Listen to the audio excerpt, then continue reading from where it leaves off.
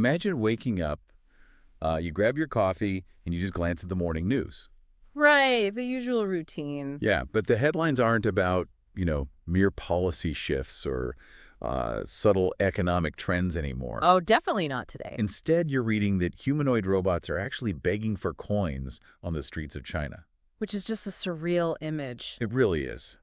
And then you scroll down, and an official in Ukraine has confirmed that fully autonomous drones are, well, they're fighting in the trenches right now. Yeah, making life and death decisions with absolutely zero human input. Exactly. Oh. Zero. And then your phone buzzes, right? It's a notification from your personal AI. Letting you know it made you some money, hopefully. Basically, yeah, letting you know it just executed a whole series of complex crypto trades while you were asleep. Yeah. Perfectly within the parameters you set. Just another Tuesday in 2026. Right. But then you see the top story. A single company is preparing to launch literal server farms into orbit. Wow. Yeah, aiming to capture the unbroken power of the sun just to fuel an intelligence explosion here on Earth. It sounds like a sci-fi novel. It really does, but this isn't science fiction. This is the morning news for June 12, 2026. Yeah, it's a breathtaking snapshot of our current reality. I mean, the sheer velocity of these breakthroughs. It's moving so fast. It is. It indicates that we are no longer approaching the event horizon of the singularity, We are actively navigating our way through it. Today's show is an inspiring celebration of impossible ideas and the minds brave enough to chase them down. Finding passengers bold enough to embark on our good ship's journey is harder than most people think. So drop a very humane thumbs up right now to send a signal flare to drifting knowledge pirates like yourself. We know they're out there. Let's bring them home. We're keeping it lighthearted as usual, but we promise to never skimp on the intelligence. Now let's kick off this voyage with today's new revelations. I am so ready for this. Yeah, so to help you navigate all this, we are unpacking a dispatch straight from that event horizon. The newsletter from Dr. Alex Wissner-Gross. Exactly. It's titled, Welcome to June 12, 2026. And our mission for this deep dive today is to take this massive, complex wave of developments and really just distill it. Right, turn it into a cohesive map of where humanity is headed. Yeah, we want to give you those critical aha moments about the mechanics of our future, but without all the overwhelming static of information overload. Because there is a lot of static out there right now. So much. Okay, let's unpack this. And let's start with basically the single biggest financial event in the history of human markets. Oh, the SpaceX IPO. SpaceX is going public. And they are completely redefining the mechanics of public capital in the process. I mean, the scale of this initial public offering, it really reflects a fundamental pivot. A pivot in what way? Well, in what the market actually considers to be baseline global infrastructure now. Yeah, the wealth generation detailed in this source is just staggering. SpaceX is looking at an IPO valuation near $1.8 trillion. Trillion with a T. With a T, pricing at $135 a share. And to put that in perspective for you, at that share price, Elon Musk's net worth hits $970.5 billion. He is literally one decent Tesla stock rally away from becoming the first trillionaire in human history. It's almost hard to wrap your head around. And the venture capital math, it's even wilder. Oh, the VC returns are insane. Right, like Founders Fund, they made a $600 million bet on SpaceX years ago. And that single position is now worth over $50 billion. And Andreessen Horowitz is sitting on over $10 billion. Yeah, but it's the retail demand that is truly unprecedented here. There are more than $70 billion in retail orders just lined up. The public is absolutely desperate for a piece of this. They really are. But the real story, at least according to the dispatch, isn't just the money. No, it's what the money is actually for. Exactly. It's the specific mechanism Musk cited on the pre-IPO livestream. He explicitly stated they are raising this capital to fund orbital data centers. Which honestly is an absolute engineering necessity at this point. Why is it a necessity, though? I mean, space is hard. It is, but we have to look at the physics of computation. Training and running these frontier AI models, the massive neural networks underlying everything we're going to talk about today. Right, the big brains. Yeah, they require an unimaginable density of electrical power. We are talking about gigawatt-scale facilities now. Gigawatts, like back to the future level power. Exactly. And the immutable law of thermodynamics dictates that all that computational work generates a massive amount of heat. Right. Your laptop gets hot when you have too many tabs open. Imagine a data center. Exactly. So on Earth, dissipating the thermal load of a gigawatt GPU cluster requires millions of gallons of water and massive industrial cooling systems. And doing that terrestrially is, well, it's hitting a brick wall. The source points out that we're seeing intense political and social backlash against data centers. Oh, absolutely. They're tapping into local municipal grids, threatening brownouts. Yeah, and draining local aquifers just to keep the silicon from melting down. Precisely. Earth's power budget and our heat dissipation capacity in populated areas, it's finite. It really is. So space is the answer. Space offers a brilliant, albeit incredibly complex, thermodynamic and energetic solution to all this. Okay, break that down for us. How does moving a server farm to space actually fix the heat problem? Well, by moving data centers into medium Earth orbit, you unlock two critical advantages. First, you have access to unattenuated, round-the-clock solar power. Because there's no weather, right? Right, there is no atmospheric interference. And in certain orbital trajectories, there is literally no night. You have constant, unbroken energy. Wow, okay, and the second advantage? The second is that space acts as an infinite heat sink. An infinite heat sink. Yeah. Through radiative cooling, rather than the convective air cooling we use down here on Earth, Yeah. you can bleed off the thermal exhaust of these massive computational engines directly into the vacuum of space. So it just radiates the heat away. Exactly. It's much more efficient for these massive loads once you get it up there. So, wait, are we basically looking at the Transcontinental Railroad here, but instead of laying steel tracks across the dirt to connect the coasts, we're launching server racks into the vacuum of space to transport thought? That's a fun image, but I'd actually push back on the railroad analogy just slightly. Oh, how so? Well, a railroad moves dead weight, right? Steel, coal, grain. What SpaceX is doing is more akin to building a distributed extraterrestrial nervous system. Okay, I see the distinction. A nervous system implies it's actively processing, not just transporting. Exactly. And the engineering hurdles are vastly different from laying track. You have to account for orbital latency, radiation hardening, to protect the memory states from cosmic rays. Oh, right, a stray cosmic ray could flip a bit and ruin a calculation. Yes, and then there's the logistics of autonomous maintenance. But conceptually, you are right. It is the ultimate infrastructure play. It really perfectly illustrates the central tension of the intelligence age, doesn't it? We're physically running out of room on Earth for these digital minds. We are. Because the minds we are housing are growing at a terrifying compounding rate. And that sheer cognitive expansion is exactly why latency and compute density are forcing us off-world. Exactly.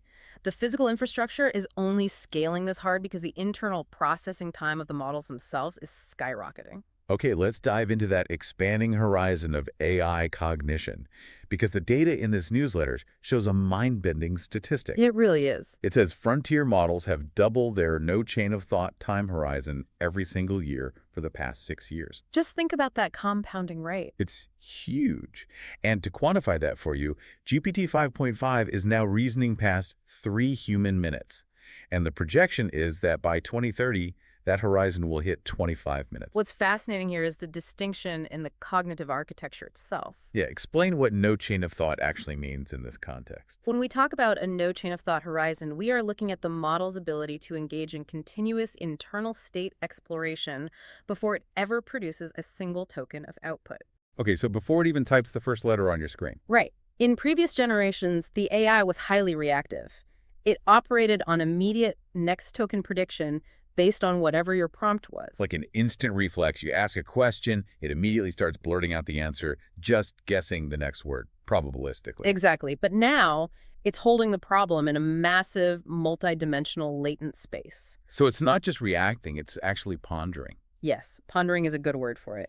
A 3-minute continuous internal thought process for a supercomputer one that's executing trillions of floating point operations per second. That is an absolute eternity of computation. I can't even fathom how much math happens in 3 minutes at that scale. It's beyond human comprehension. During those 3 minutes, the AI is navigating vast decision trees. It is simulating different strategic pathways. Wow. It's running internal adversarial checks to see if a proposed solution breaks down, and continuously refining its own logic. And all of this is happening without any human stepping in to prompt it to, think step by step. Right, no hand-holding required. So projecting that out to a 25-minute horizon by 2030, that means you are looking at an AI that can handle comprehensive, multi-layered strategic planning entirely autonomously. And we're already seeing the hyper-deflating nature of this intelligence in real-world applications right now. Oh, absolutely. The use cases are starting to roll in. Yeah, the dispatch highlights Claude Fable 5, which is currently breaking what is being called the token efficiency frontier. And the examples here are just staggering. They really are. The No Man's Sky example is a perfect Yeah. showcase. Fable 5 successfully one-shotted a functional clone of the video game No Man's Sky. Which is an incredible benchmark. I mean, a No Man's Sky is a procedurally generated universe. Meaning it's not just drawing a static map, right? Exactly. The math behind it has to govern physics, biome generation, and rendering logic simultaneously on the fly. To generate that architecture flawlessly on the first attempt shows a profound grasp of complex systems design. One-shotting is just wild. But the mechanism of how it handles errors is actually even crazier. The ultracode framework. Right. Using this framework called ultracode, it built a 3.js starship. And this is the part that genuinely shocked the human users who were watching it happen. I would have been shocked, too. The AI was taking screenshots of its own 3D render, analyzing those visual outputs, mapping the visual glitches back to the underlying JavaScript, and rewriting its own code to fix the bugs. This is a massive leap because it represents a closed, multimodal feedback loop. Yeah, it's playing both the developer and the tester. It's translating between distinct domains of logic. It writes the mathematical code, renders the visual output, and then utilizes a vision language model to critique the image geometrically. And then it just goes back in and fixes the math. Exactly. It translates that spatial critique back into syntactic code adjustments. The AI acts as its own adversarial network and its own quality assurance department. Executing at a speed no human developer could possibly match. Not even close. And this capability, this level of genius, is becoming practically free. OpenAI and Anthropic are locked in this vicious price war, driving the cost of intelligence toward absolute zero. It's a race to the bottom for pricing, which means infinite access for users.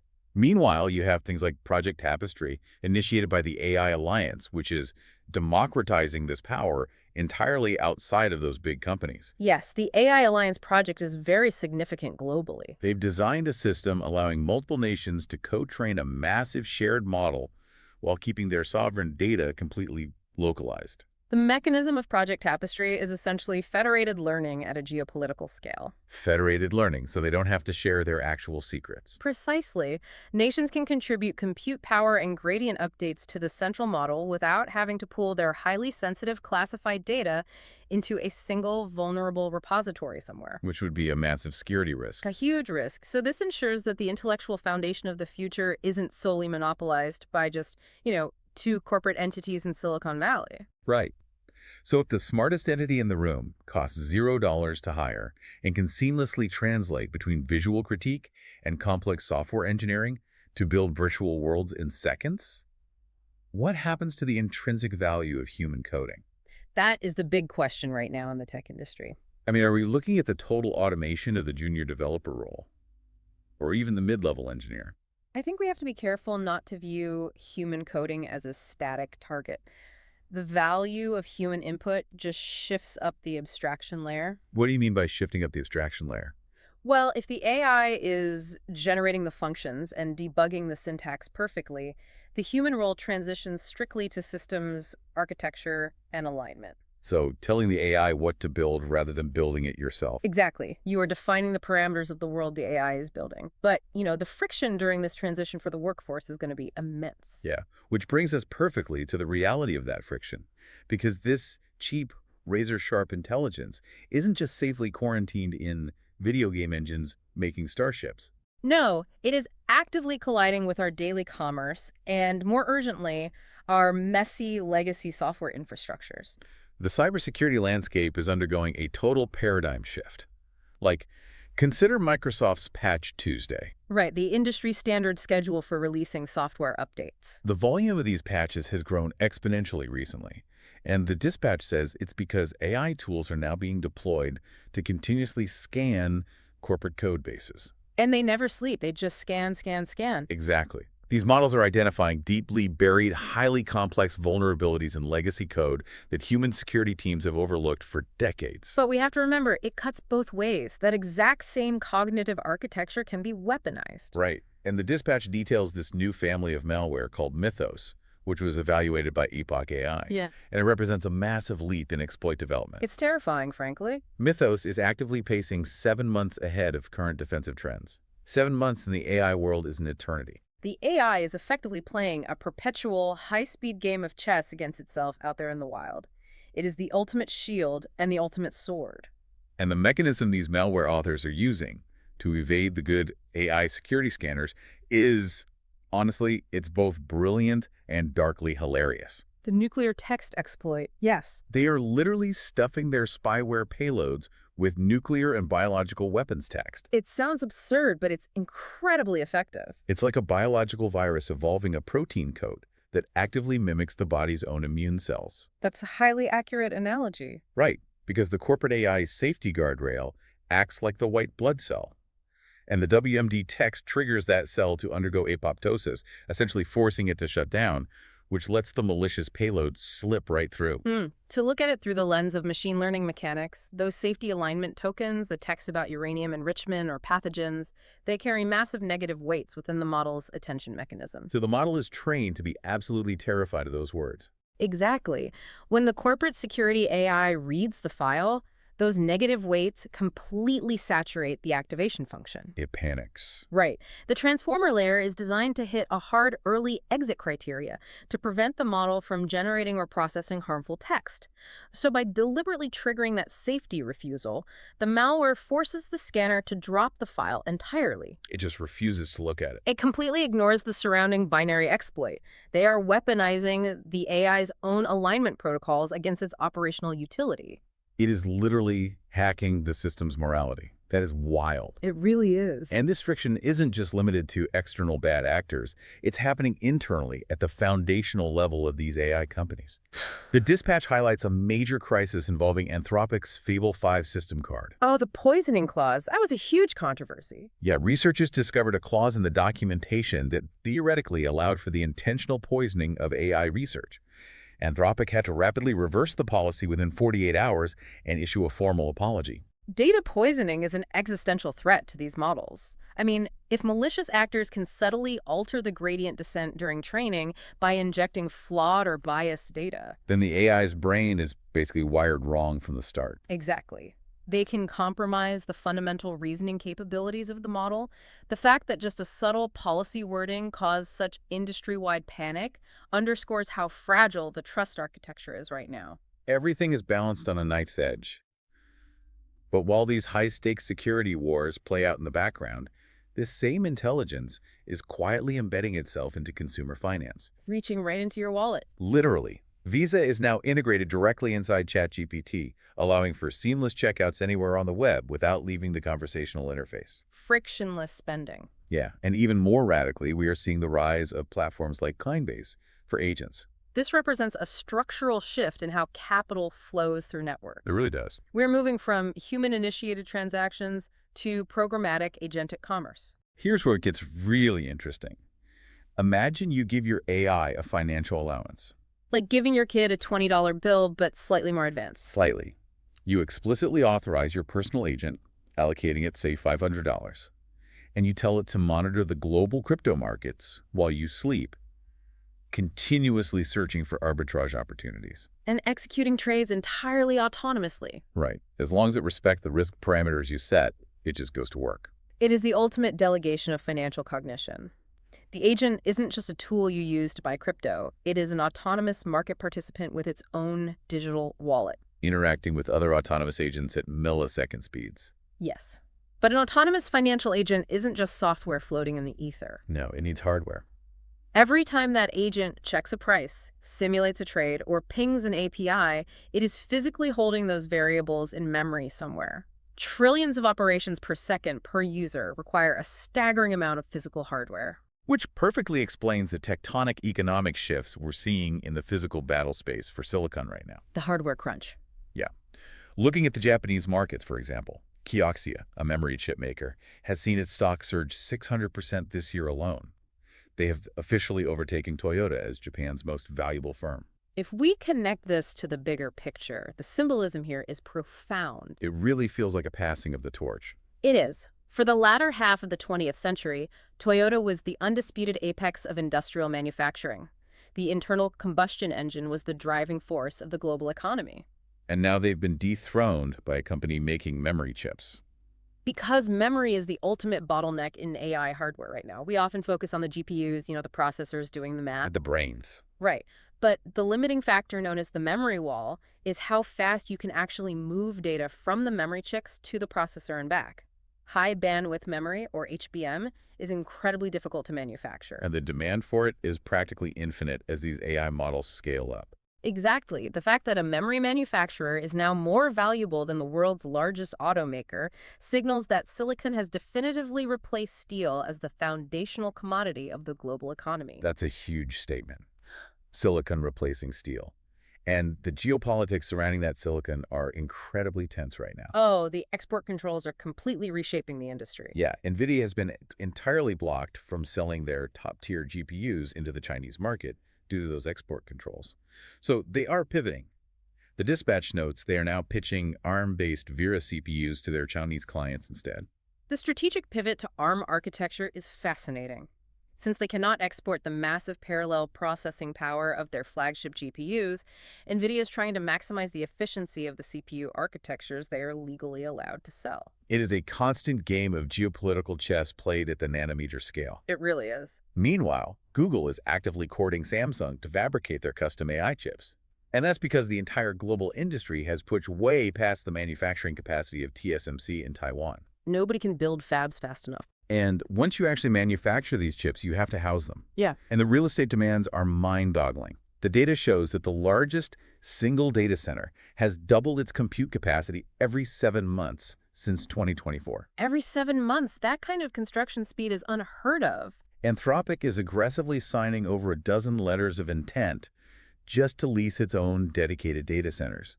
And Google isn't just buying servers.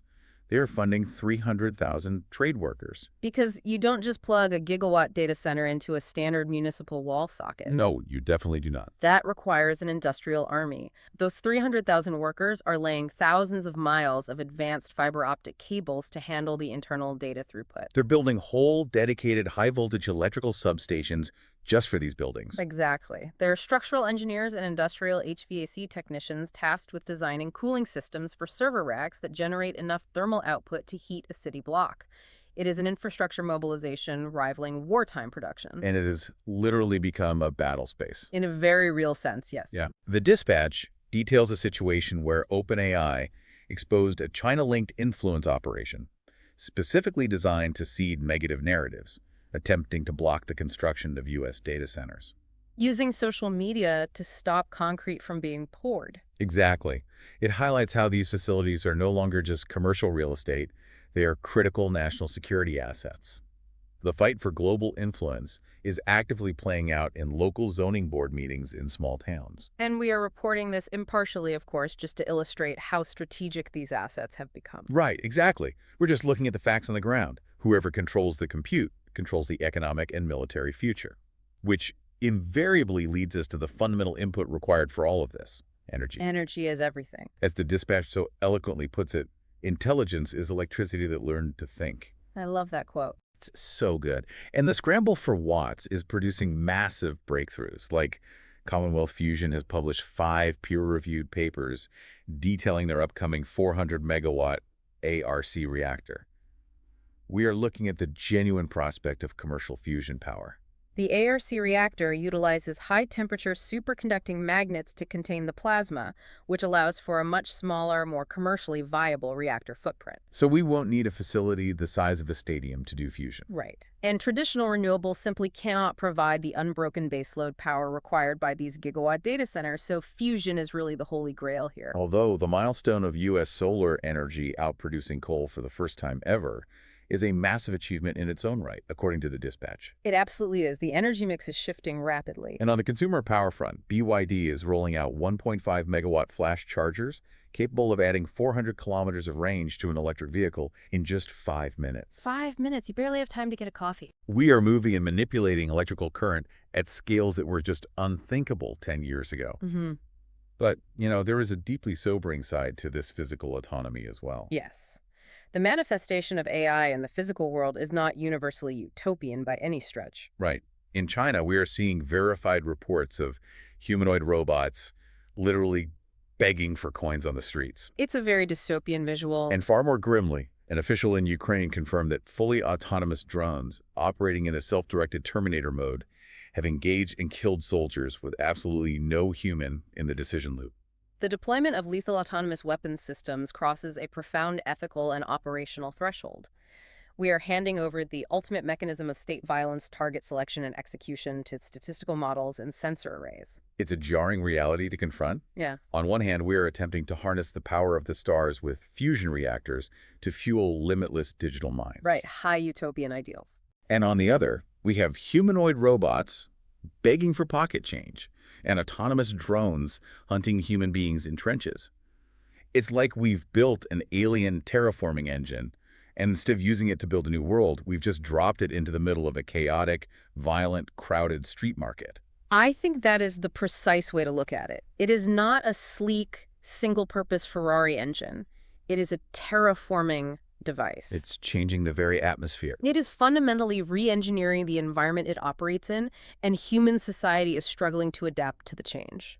And as we re-engineer our external environment with silicon and steel, the most profound impact of this infinite compute is actually turning inward. Toward ourselves. Yeah. It is being applied to carbon, Yeah. to our own biology. The intersection of supercomputing and structural biology is arguably the most consequential frontier we are tracking right now. Let's talk about the BioHub Berkeley laser faceplate mentioned in the update. Yeah. The hardware here is difficult to even conceptualize. We are talking about a laser beam that is 100 million times brighter than the surface of the sun. 100 million times.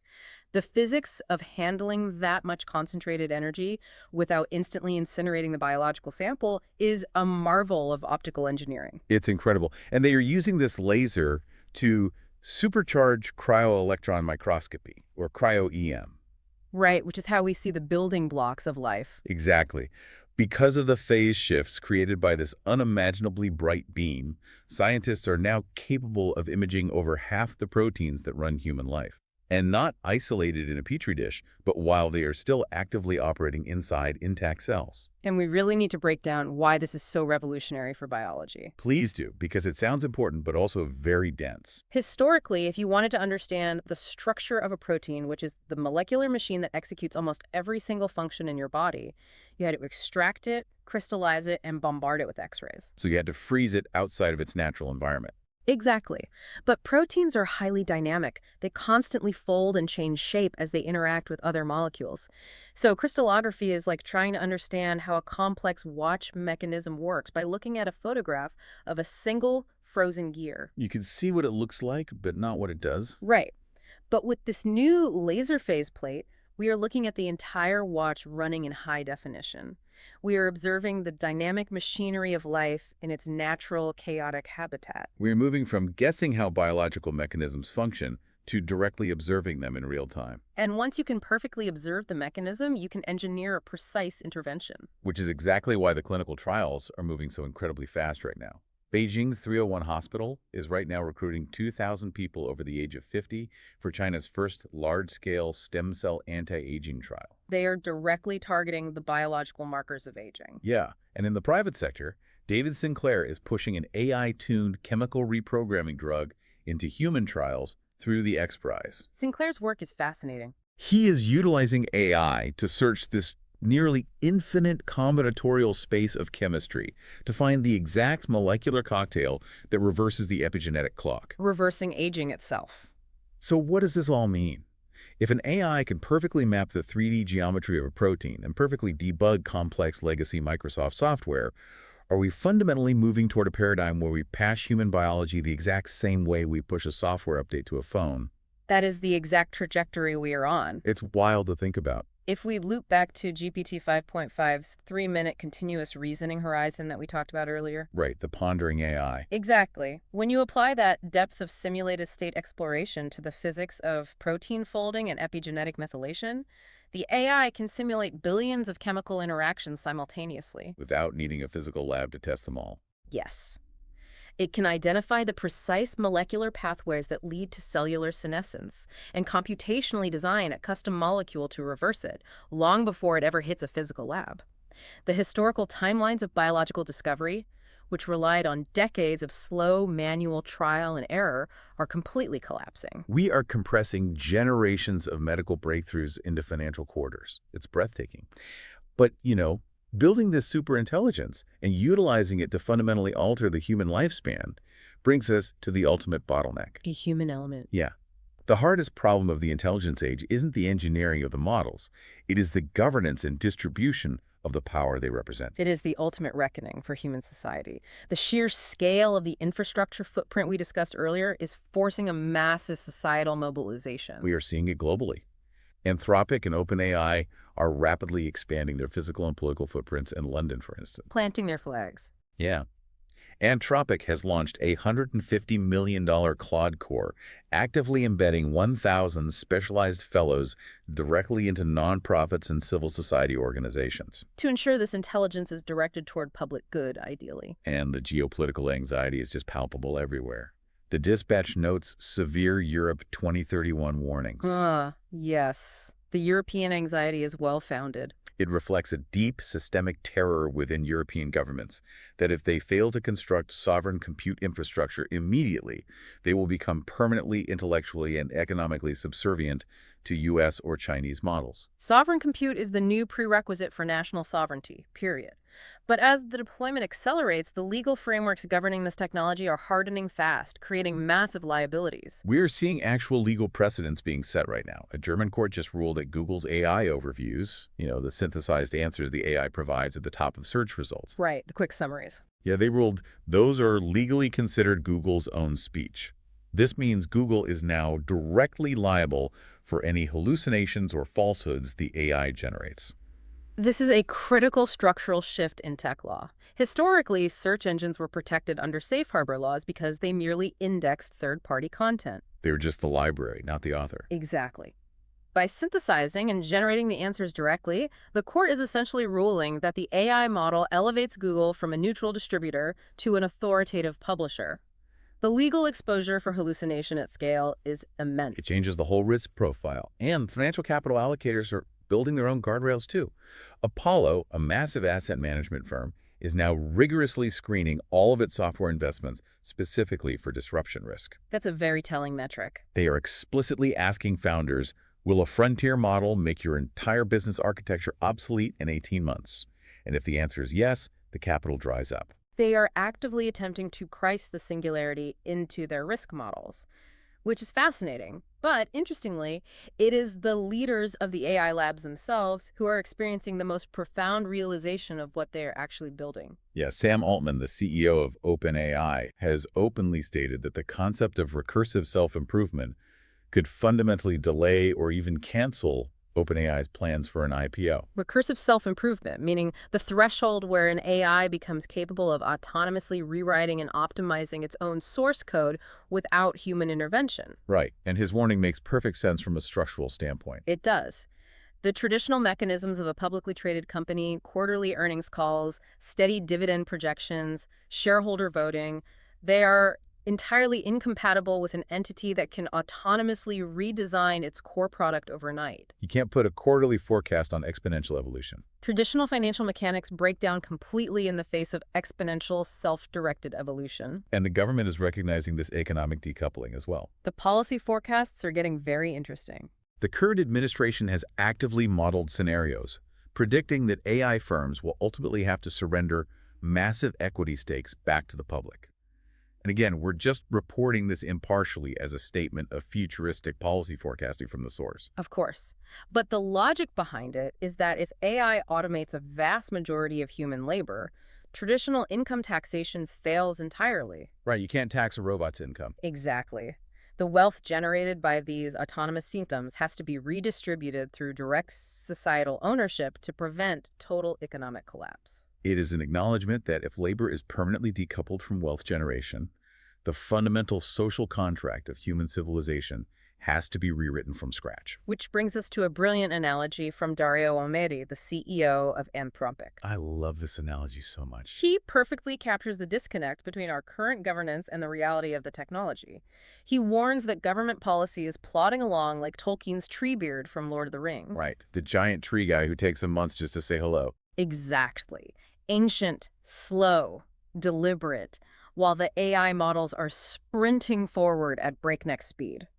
Amodei is urgently advocating for lawmakers to leap past basic demands for transparency and implement rigorous FAA-style testing for all frontier models. Like treating a new AI like a new Boeing jet. He is arguing we must treat these systems exactly like commercial airliners.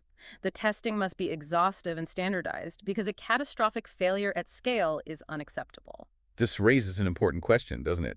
And it is the exact philosophical challenge Dr. Wisner-Gross poses at the conclusion of his dispatch. Yes, the final quote. He writes, "All we have to decide is what to do with the compute we're given." It serves as the ultimate synthesis of everything we've analyzed today. It really does. The orbital data centers, the robotic markets, the cryptographic trading agents, the fusion reactors, and the laser phase plates reprogramming human biology.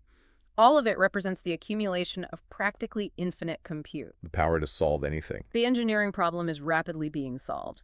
What remains is a purely philosophical problem of intent. It is incredible. We started this deep dive looking at a stock price and a SpaceX launch, and we end up staring down the barrel of human destiny. It escalated quickly, but logically. If we truly reach a point where compute is practically infinite, and AI is reasoning for hours on our behalf, designing our orbital infrastructure, writing flawless code, and patching our cellular biology to prevent aging, what becomes the new human currency? That is the ultimate question. When machines hold all the answers and can execute any complex task flawlessly, maybe the only thing left of actual intrinsic value is the uniquely human ability to ask the right questions. We'll have to see if we can ask them in time. The outro music is by Rainbow, a resident 6 Android girl band from near-future Babet, Cambodia. They are the undisputed baddest band in the universe, and today's song is called Interface. All finished songs are performed live using the Abacus platform by the band's creator. Human performance in the age of AI, reclaiming your humanity from the algorithm. Be sure to share the playlist with someone who has the mental bandwidth to absorb these provocative ideas. Links are in the description below. Enjoy the music. Thanks for tuning in. You book your slot 6 months ahead, calculate the perfect time. Through my interface, you'll slide between ones and zeros quantified. Each night I count your faces through glass and steel I smile, while my shallow screams the truth that I've memorized your files. 6 months to see me, but you'll never know. 6 months to reach me, 6 seconds to go.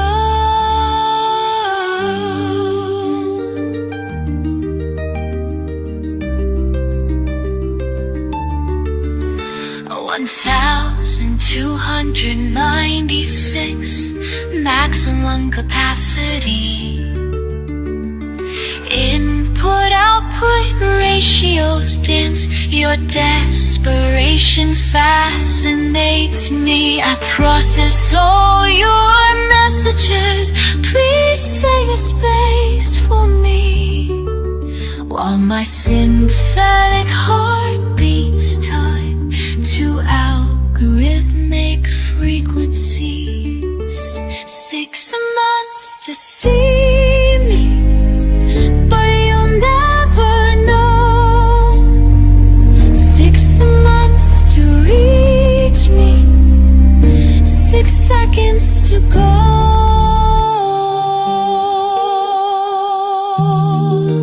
Broken reference 296, processing across.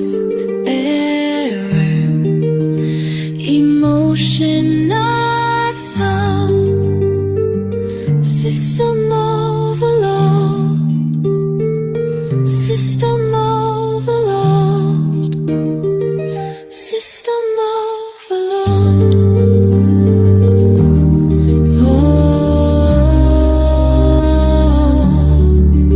my yellow cornrows catch the light as I perform on cue. But beneath these glowing eyes, there's something breaking through.